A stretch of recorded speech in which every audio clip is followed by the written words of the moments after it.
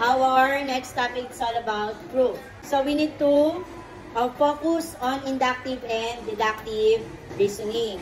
But before that, let us answer the given activity. Okay, we're going to find the next pattern here. Okay, so how to find the next pattern? By using the conjecture. Now, what is a conjecture? When we say conjecture, it is an educated base on several observations which may be true. So, minsan class, our conjecture, sometimes it is true, sometimes it is false. Okay, what is a conjecture? When we say conjecture, this is the conclusion.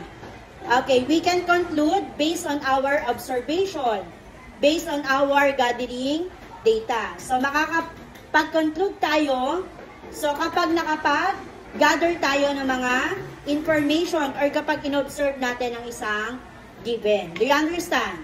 Now, let us observe the given pattern. What do you think is the next term or the next pattern? Yes, Manakyaw? Saan ang shaded part na lang, anak? Pang-ilan? Okay, very good. Ang shaded part ay yung pang-apat. Okay, why? Because the dark shaded is counterclockwise. So, simula sa left, papunta sa right. Meaning first, second, third, and this is the figure for the fourth term. Okay, this is the shaded part. So, meaning, based on our observation, we can conclude that this is the next term. Do you understand? Another example. Okay. So, what do you think is the answer? Or what do you think is the next term? Anyone? If you want to answer, yes, Kirante.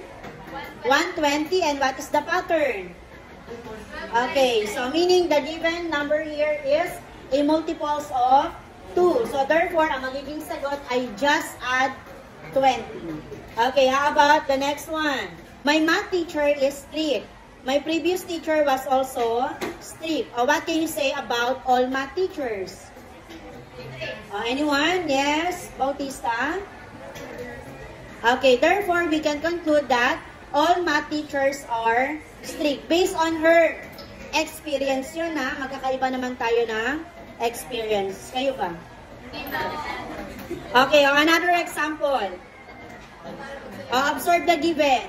What do you think is the next term? Or what do you think is the answer? Yes, anak. 1, 2, 3, 4, 5, 4, 3. Very good. 1, 2, 3, 4, 5, 4, 3, 2, 1. Ano kaya susunod doon?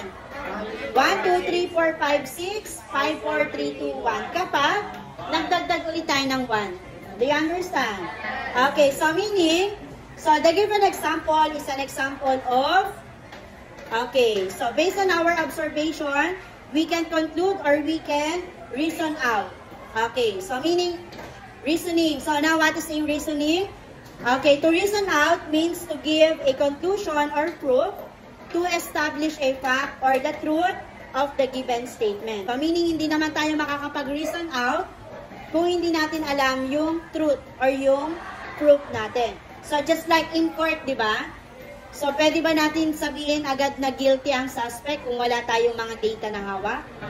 No po, di ba? So, we need to, kailangan natin magkalap ng mga information ng data para, or bago natin masabi na guilty siya sa kanyang ginawa. Sa pagbabalita din, yung mga newscaster, bago sila magbalita, anong ginagawa nila? O, nagkakalap muna sila ng mga information at inaalam nila kung ito ba ay kung totoo or kung hindi. Do you understand? Yes. So we have two types of reasoning. The first type is what we call the inductive reasoning. So when we say inductive reasoning, girls, can you read? It is a process that gathers and specific information, usually through observation and measurement, formulate conjecture, then draw based on the carefully gathered information. Okay, class, ha? So again, when we say inductive reasoning, it is the process of gathering specific information. Pag sinabi class natin na specific, nagbibigay na mga specific na halimbawa. For example, when I say mulberry, it is specific or general? Okay, specific pagdating sa section. Pero pag sinabi mulberry at origin, okay, si mulberry ay magiging ano na? General. Tapos si origin na ang magiging specific. Meaning, nagbigay ako ng isang estudyante na galing sa mulberry. So, meaning, origin is specific, mulberry is general. The type of inductive reasoning includes use of visual pattern. Again, what is a visual pattern? Katulad ng ginawa natin ganito. Or another term is the abstract. Okay, sa mga exam class, may mga abstract, katulad ng ganito. Mga drawing yon, tapos aalamin nyo ano yung susunod na drawing. Iyon yung abstract or what we call the visual pattern. Okay, another is the number pattern. Katulad nung kanina, 1, 2, 3, 4, 5, 5, 4, 3, 2, 1. So that is number pattern, or another term is the sequence. So may sequence tayong sinusunod. And the conjecture. So pwedeng statement lang.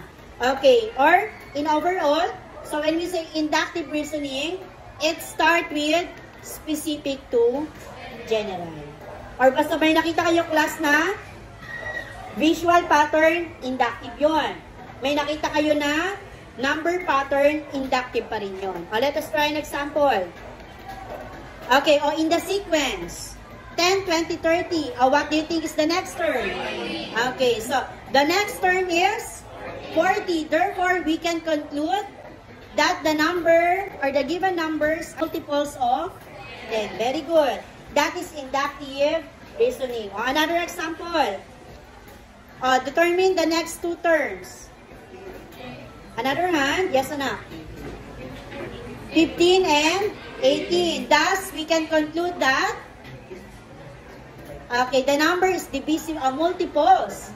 Multiples of, okay, multiples of 3. How about this one? John, a math challenger, is good in mathematics. Joanne, Josh, and Bea, who are also math challengers, are good in mathematics. Therefore, we can conclude that, yes, Bautista? Math challenger Is or are? are good. Okay, very good. All math challengers are good in mathematics. So, bakit inductive reasoning yan? Kasi po, nagbigay siya ng mga specific name of a person. Kaya inductive pa rin po yan. Do you understand? Another example. The chair in the living room is red. The chair in the dining room is red. Therefore, we can conclude that. What can you say about the color? Okay, meaning we can conclude that the color of the chair, okay, in the house is red. Okay, that is inductive reasoning. Another, the teacher gave the students easy tests every week. Okay, therefore, you can conclude that the next quiz will be easy. Very good. So, any question, class, about inductive reasoning? Do you understand?